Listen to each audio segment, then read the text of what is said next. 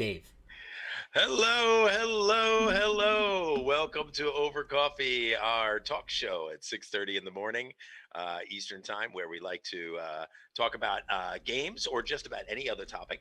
We'd love for you to chat with us or send us some feedback via email or wherever you want to get a hold of us. My name is Game Master Dave, and I'm here with my co-hosts Rich and John. Doug is taking the day off because otherwise he He's would have been grumpy. he would have been a grumpy Doug if he was here. So we don't want a conversation with a grumpy Doug. So listen to us while you're getting ready for work. Chat with us in the chat room or send us any feedback. Like I said, we'd love to hear from you. Grumpy Doug. Don't forget to hit that follow button if this is the first time you're joining us so you get notifications of the show in the future and all other great shows here on the Long Island Tabletop Streaming Network. So, John, Rich, and I were just talking about that we had a relatively good weekend. I got a chance to play a 6 hour long war game. Rich got a chance to play some games with his daughter, I think, right, and brother. I did, my daughter and my brother, and I played a new video game. Good morning, Erica. And I played a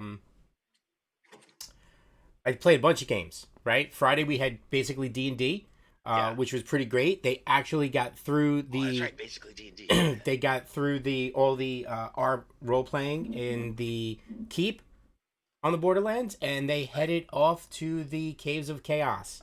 And they managed to pick the right cave because the caves are built in an ascending order of difficulty.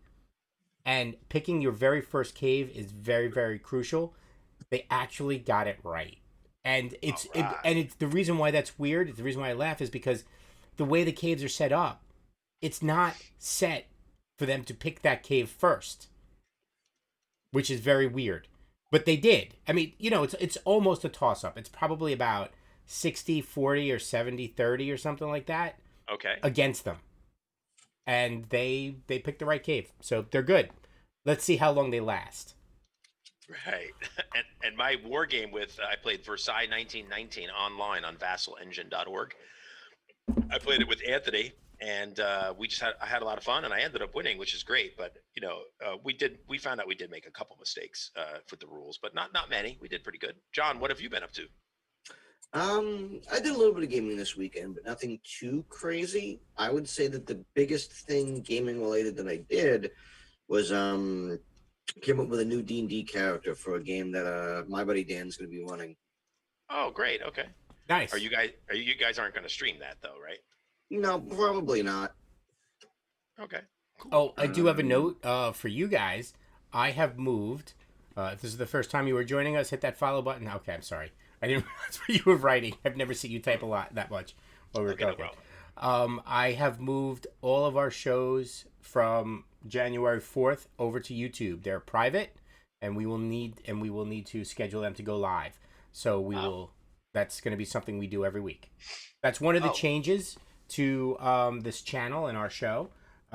This channel, but all of our shows will now be on YouTube. Yeah. Within the week of them airing, so you'll be able to go back and make fun of us all over again. Hey, all right. And we'd love for you to watch live. What I've been saying on my channel is, or for my friends, is I think, unless I'm wrong, Rich, and you can correct me, but I think we get better numbers on Twitch. Twitch really likes people to watch the people live, but YouTube really likes you to watch, longer segments. So Yep. watch us live on Twitch if possible. Watch us live on Twitch and watch recorded videos on YouTube. That would be fantastic. That's one of the best ways you could support us over at Long Island Tabletop Gaming Network.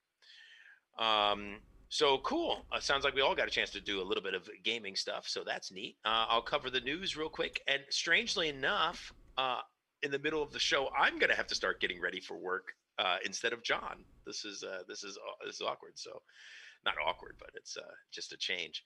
All right, so I got some news here from tabletopgamingnews.com. If you're looking to ink your RPG character, you might as well make those tattoos magical as well. That's where you can find the tome, I guess, of mystical tattoos. A new RPG settlement. A new RPG There's a new supplement. town in town. There's a new town in town. It's a new RPG supplement up on Kickstarter. I got to get my lips moving this morning. So that's interesting. So somebody designed magical tattoos that can like add to your character creation. Just a unique concept, I think. Also, from Tabletop Gaming News, apparently it's a morning for rules updates as Fantasy Flight has one for all of us. It's for the Every Deck is Unique game, Keyforge. I've got a chance to play Keyforge myself. I had a lot of fun. A friend of mine and his daughter really got into it. They bought a bunch of decks. It's a very interesting game. It's made by the same guy that made Magic, I'm pretty sure. They've got better rules for various cards, more concise, precise, and consistent language. Which game? Which game? Keyforge. Yes, you are correct. Richard Garfield, I think, right? Yes, you are correct. And there's some tweaks as well. So that I heard he also likes the lasagna and hates Mondays. Oh, but only half of them.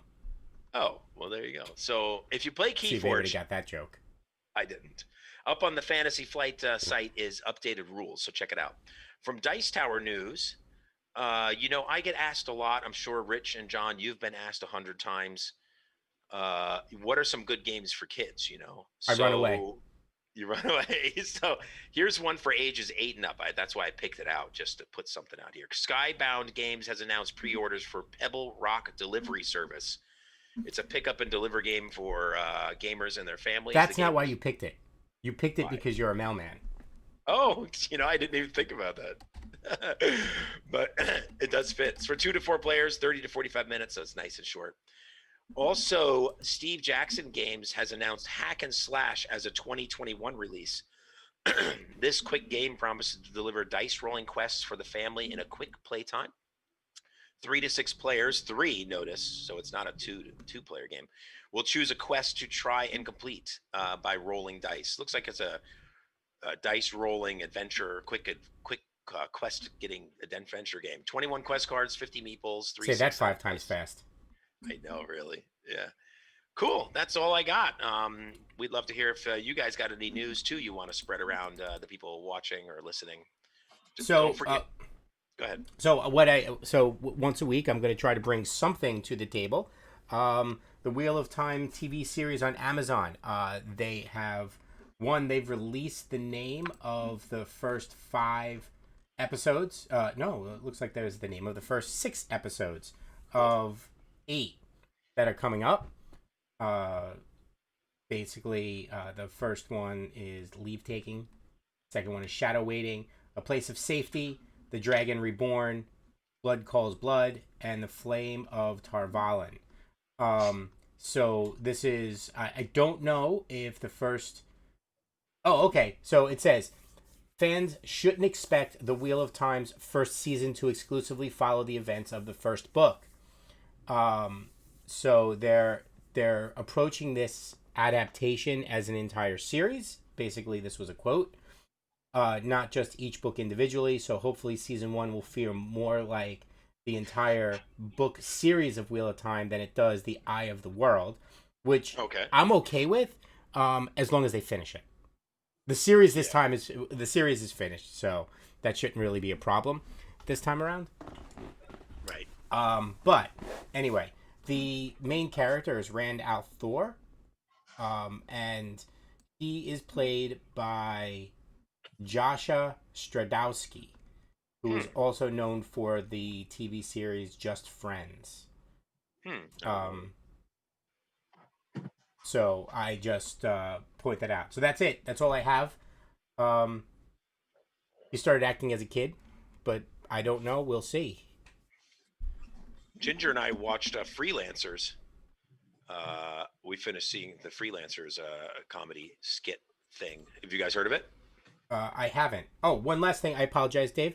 One last thing is because I'm looking at the IMDb pages of the actors as we go. Next week I'll bring another actor and maybe another update. I've read the books. I think his profile, I think he fits. I think he can fit as a Rand. I'm not insulted by the character choice. Okay. And I don't mean by that, but like sometimes they go away so far from what the books look like or you think they look like. Yeah. That when you look at them, you go, "Oh, I can't fit that into that character." So this is one of the ones. This is absolutely one I can see. I looked at them all, I looked at all the actors that they've selected, and they all seem to fit their character. Let's see how they bring their personalities to life. That's the important thing. That's what I want to Okay. say. That's Sorry, go interesting. ahead. You can go now. No, that's all. I was just saying I watched Ginger and I watched Freelancers. We had a lot of laughs. It's a very silly, sort of like a modern, almost Monty Python-esque, but there actually is a lot of intelligence to it. There's little tidbits that you can pick out. There's a lot of what do you call them when there's little bits and pieces that you not candy. They're like Breadcrumbs. yeah, breadcrumbs. It's like breadcrumbs in it. And so like they get T-shirts, and like the second episode, they get free T-shirts. So like they're wearing them throughout the whole series, like little things like that. It's pretty funny. We enjoyed it. John, Yes. talk. So One thing I did forget to mention is that I got a jury duty summon. Ooh, okay. In the mail, delivered by the United States Postal Service. Go ahead. Yep. Second time in my life. The first one happened a couple of years ago. I got the call, and I almost went actually. I got picked as a juror. I almost ended up going to the trial, but the day that I showed up, they actually settled. So. Oh, okay. I'm hoping it's nothing so crazy as like anything like insane, like and it's a serial murder case or anything like that. So. Yeah. Hope. That's cool. The thing that's funny is that so it mentions like, oh, you're gonna get paid $40 a day, and it's like that's like 1 hour of work for me. Like, Yeah. Not, Yeah. you know what I mean? I think some jobs, and I keep keyword some jobs, will offset that by basically saying, all right, we'll give you the paid day. I just don't know if it's my job or if I'm thinking of my last job. Well, I think some jobs require you to take PTO. Some jobs have exclusions for jury summons. Yeah, you got to ask your email HR. They'll know. Yeah. But just because, you don't want to get roped in and being like, all right, like, here's, great, I get to not be, not that I'm not like, oh, it's free from work. It's like, oh, I get to, it's like a vacation, except I'm working and I'm not getting paid my normal vacation hours. So. Right. Oh, well. So one of the topics we want to talk about was what streaming services moving. Well, so the thing that I think that prompted this conversation was I was mentioning either off camera or at the very end of one of the shows how some streaming services have kind of like flipped around what they're offering and what's available on them. And like one of the things in particular was how I used to have a subscription to a service called Verve, VRV. It was owned by Crunchyroll, and they had a couple of other affiliates that they worked with and whatnot. Crunchyroll. And what ended up happening was they used to have things like they had like Nick Rewind, and they had Cartoon Network Boomerang, and eventually they lost both of those. Boomerang because they just took all of the Cartoon Network content and brought it over to HBO Max.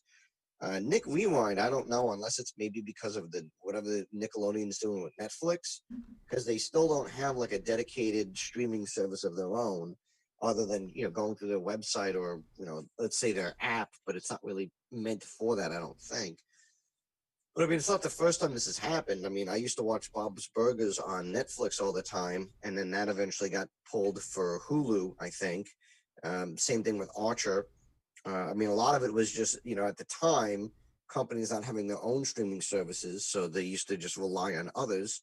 And now that, everybody's kind of jumping into the streaming game, for better or for worse, you're seeing that content, disappear from where it used to be. And the downside is that if you want to watch all the stuff you used to watch or have access to watching all the stuff you used to watch, you have to have like multiple different streaming services. Yeah, I was thinking about this since you brought up the topic, and then it was reminded of the topic because I forgot. So I thought about this a little bit over.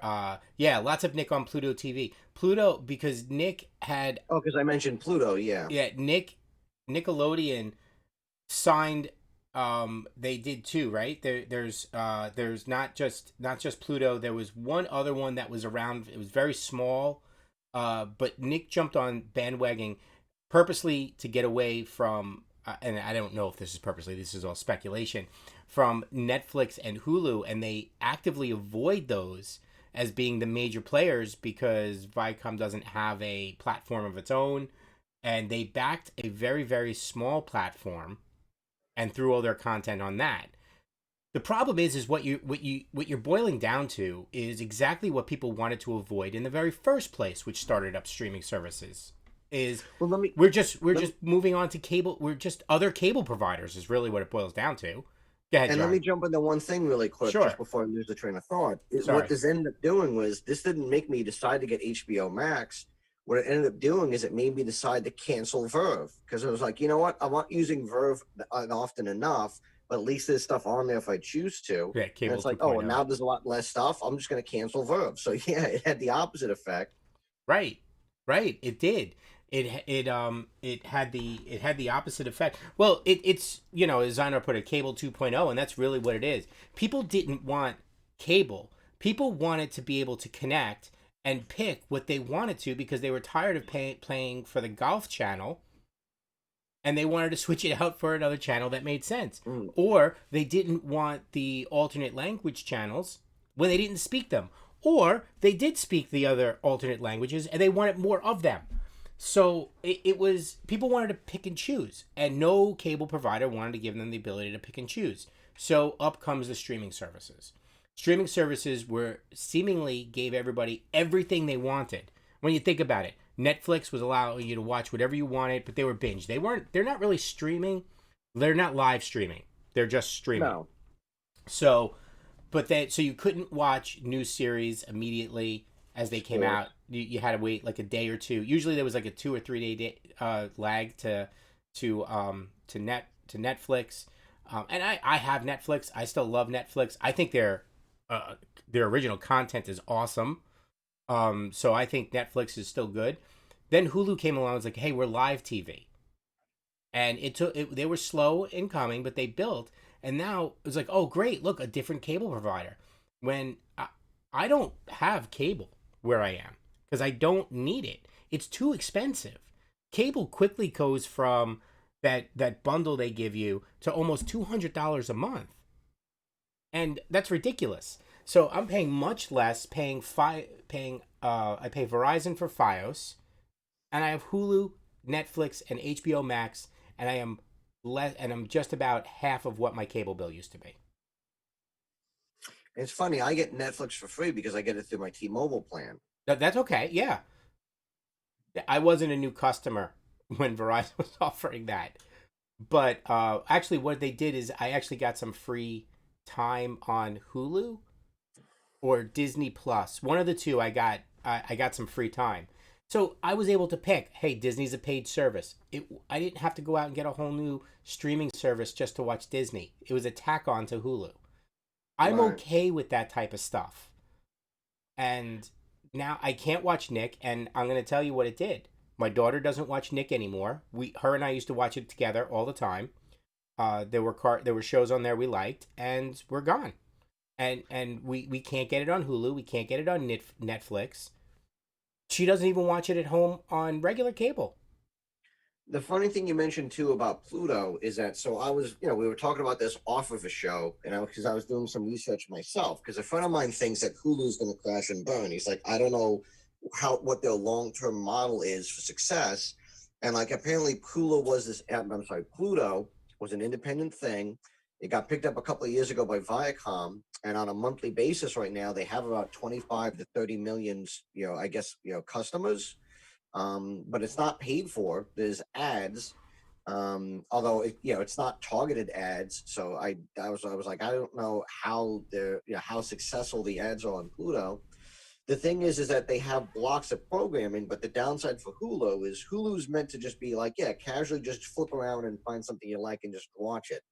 But there's a non-compete clause in that they're not allowed to offer things that are, let's say, new enough that it would pull people away from watching, television.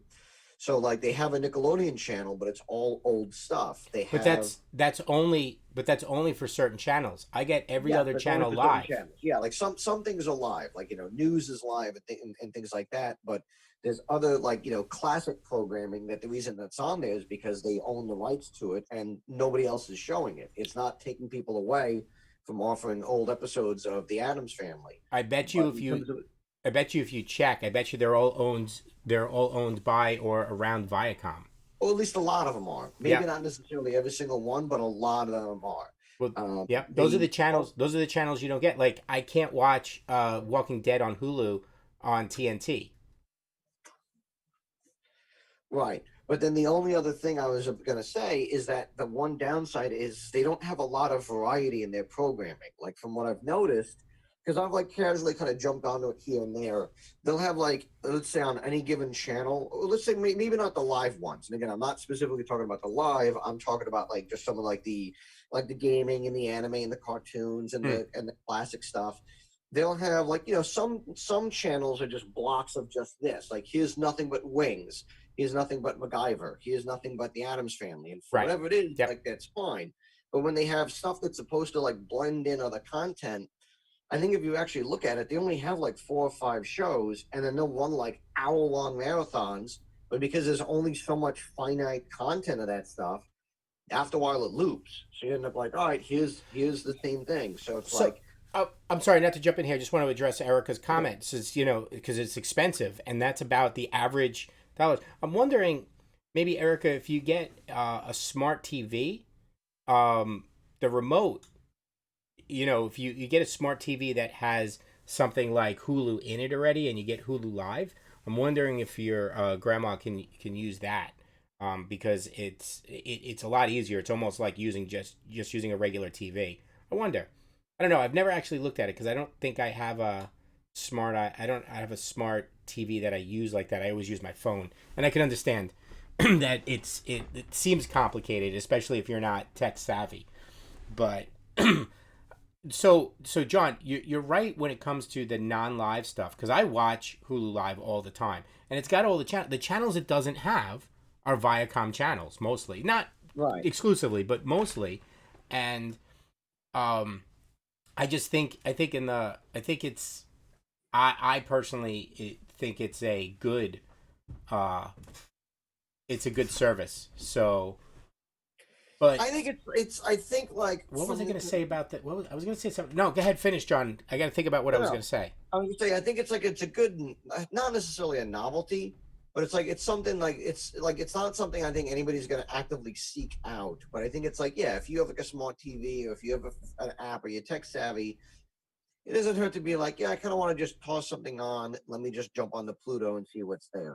So, okay, here's what it was I was going to say. Oh, by the way, Zynar's comment is good too. Roku is pretty good. I haven't used Roku, but I do have friends who do, and they like their Roku as well. I've never done it. Here's what I was going to say. If you have a smartphone, right, and if you have Google Play, you could go to Google Play and put in the search, and if you go to Google Play and you connect, and when you set it up, it'll ask you about all these other streaming services that you have on your phone. If you connect them and you go into Google Play and you type in the name of something, it will tell you which one of your streaming services has it for free, if they have it for free. I have used that more than once. And what's great is you could actually play it through Google Play, but it will play through your other service through Google Play. It's kind of weird that way, but it's just a way of interacting your phone. Now, I don't know if that's because I have a Pixel or something else. I haven't tried it on another film, but it's pretty cool. And I like playing shows through Google Play because when it's streaming to your TV, you can look down at your phone and it will tell you the actors on screen in the scene. And I don't know. Every once in a while, I find that very That's helpful. kind of cool. Like, Yeah. instead of like having to hit info and having half the screen blocked with stuff, like Correct. my dad will do that. My dad will be watching a movie and then like info. And the thing is like, all the graphics kind of like, there's the info thing at the bottom, and then the volume language bar comes up, and it's like, just this pain in the neck. Yeah, no, it literally will show you on your phone the actors in the scene. And I've done it more than once, and I think it's pretty awesome. Getting back to the original conversation. Oh, yeah, sorry about that. Sorry, John. No, it's fine. No, that's because I kind of did it too, talking about Pluto.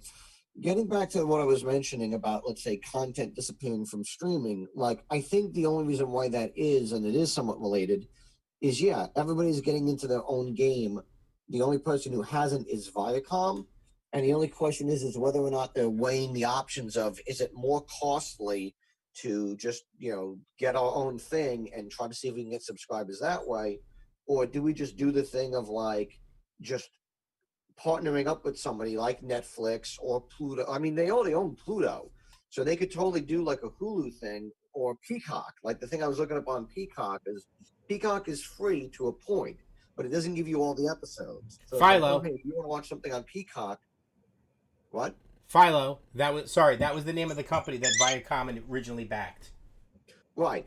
But the point is, like, so the thing I looked up on Peacock, which is something that Pluto might do if they expand upon their content, is that Peacock says, like, okay, you only get 2 or 3 seasons of a show, and then the rest of it is all locked behind a paywall.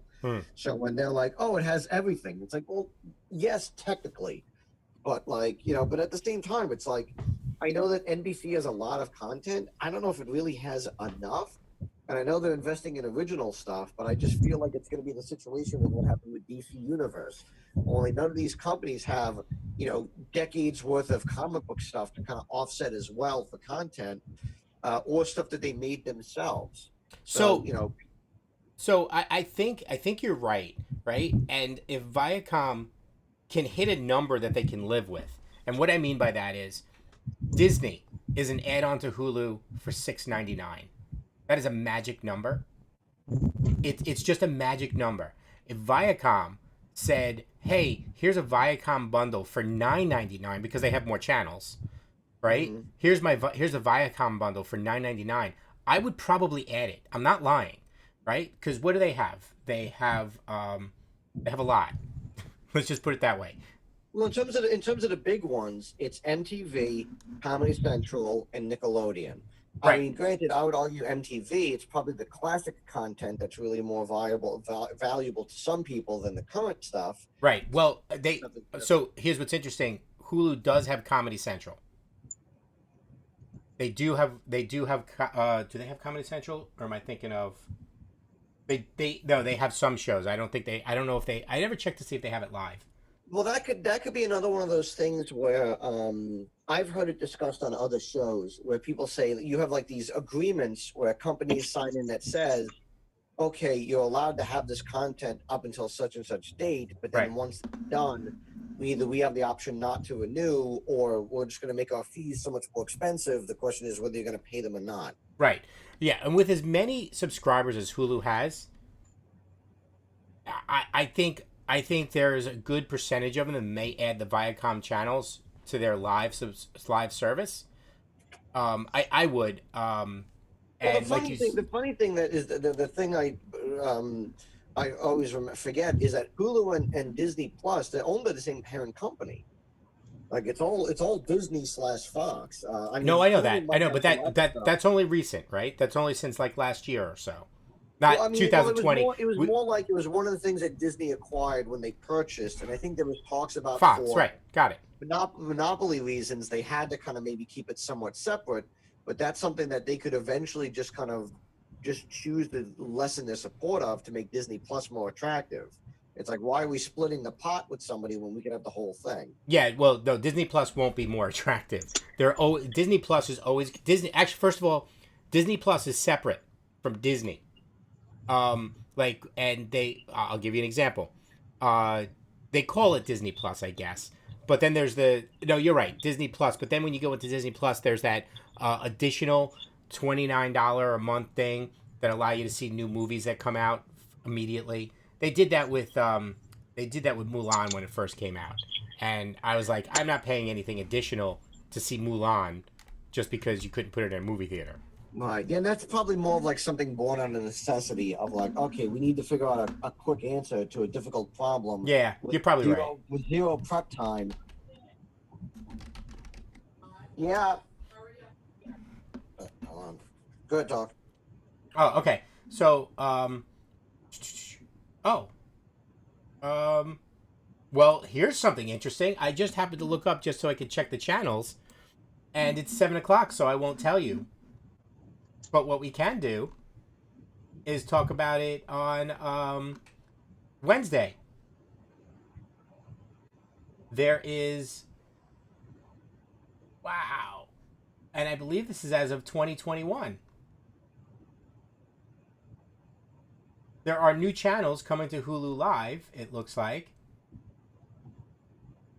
And it involves a whole list of. It's exactly what we were just talking about. Now that I'm not gonna. Yeah, we'll talk about this a little bit more on Wednesday when we get together. We are going to end our show here, but there is a new agreement, and it is. I just pulled it up in Forbes.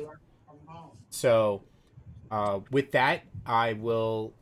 I don't know how we got switched around again. I don't want to be on top because Dave disconnected.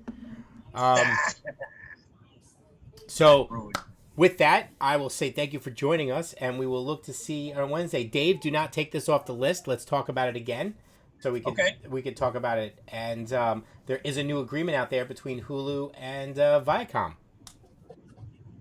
Great. Well, thank you everybody for joining us. Thanks for chatting with us too. We really appreciate it.